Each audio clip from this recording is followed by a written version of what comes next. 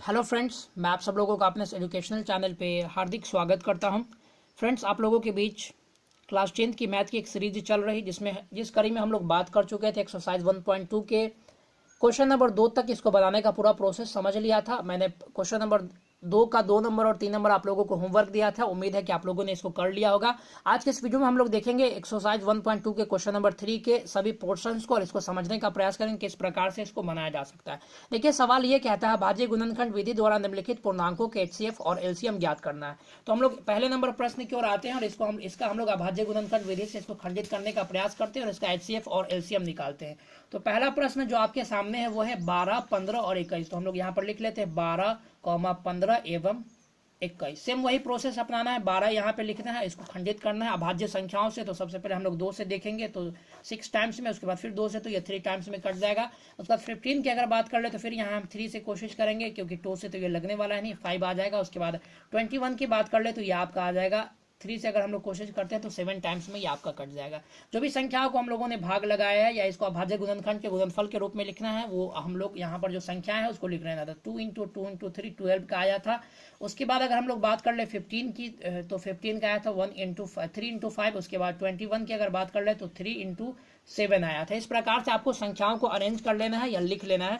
उसके बाद आपको क्या करना है, यहाँ पर समझने योग्य बात यह है कि पिछले वीडियो में मैंने आप लोगों को बताया था एचसीएफ और एलसीएम फाइंड करने का तरीका।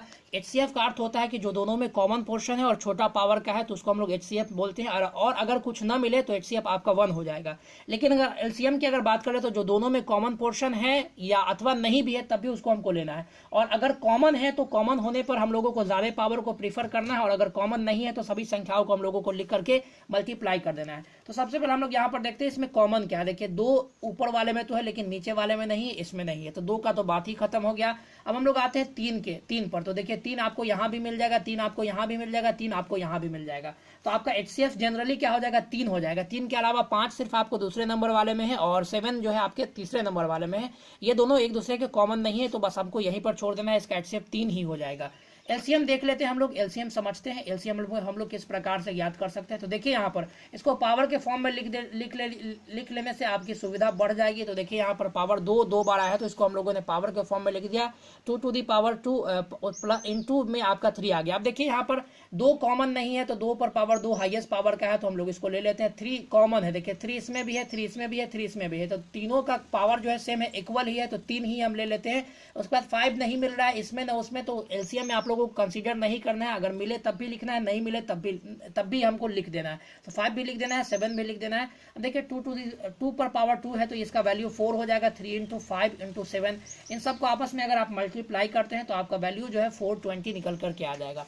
तो उम्मीद करते हैं कि आप लोगों का क्वेश्चन नंबर 3 का पहला वाला पोर्शन समझ में आया होगा। अब हम लोग बढ़ते हैं इसके दूसरे नंबर क्वेश्चन की ओर। दूसरा नंबर हमारा क्वेश्चन कहता है 17, 23 एवं 29 का आप लोगों को जो है अभाज्य गुणनखंड के गुणनफल से आपका एचसीएफ और एलसीएम ज्ञात करना है। तो अब देखिए सबसे पहले 17 ले लेते हैं तो ये डायरेक्ट आपका लगेगा 17 से, तो एक बार में। उसके बाद 23 से, तो ये भी 1 टाइम में। उसके बाद डायरेक्ट 29 से, तो ये भी आपका 29 से लगेगा, ये भी 1 टाइम में। यानी ये खुद भी एक अभाज्य संख्या, ये किसी से लगने वाली संख्या नहीं थी, इसलिए 17 का क्या हो जाएगा 1 इंटू 17 आप लिख सकते हैं, या 17 इंटू 1 आप लिख सकते हैं। उसके बाद 23 की अगर बात कर ले तो 1 इंटू 23 आप लिख सकते हैं। उसके बाद अगर बात कर ले 29 की तो 29 को आप लोग लिख सकते हैं, 29 इक्वल्स टू आप लोग लिख सकते हैं 1 इंटू 29। अब एलसीएम हम लोग देख लेते हैं। तो एलसीएम में क्या हो जाएगा, एलसीएम में ये सभी संख्याओं को हम लोग मल्टीप्लाई कर देंगे, गुना कर देंगे। 17 गुने 23 गुने 29 कर देने के बाद अगर एलसीएम की बात कर ले तो आपका आ जाएगा 11,339। आप लोग क्रॉस चेक कर सकते हैं इसको।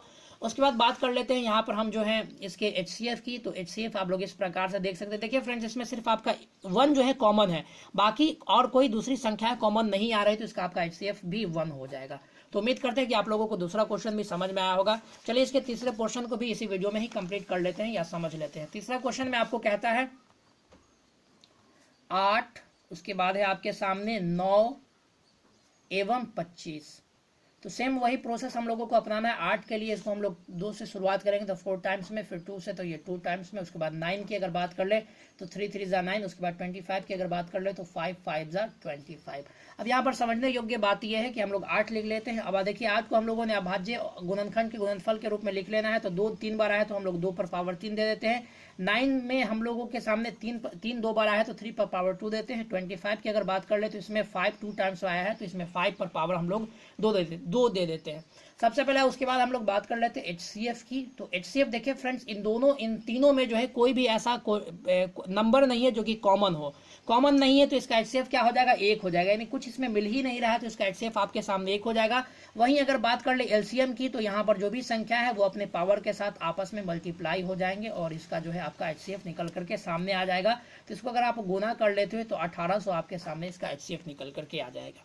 तो उम्मीद करते हैं कि आप लोगों को तीनों क्वेश्चंस अच्छे तरीके से समझ में आए होंगे। इसके अगले सेक्शन में या अगले वीडियो में हम लोग जो है चौथे नंबर प्रश्न को समझने का प्रयास करेंगे और उसको आप लोगों के सामने लेकर के आएंगे। तो चैनल से जुड़े रहिए, मिलते हैं अगले वीडियोस में, तब तक के लिए धन्यवाद। God bless you all.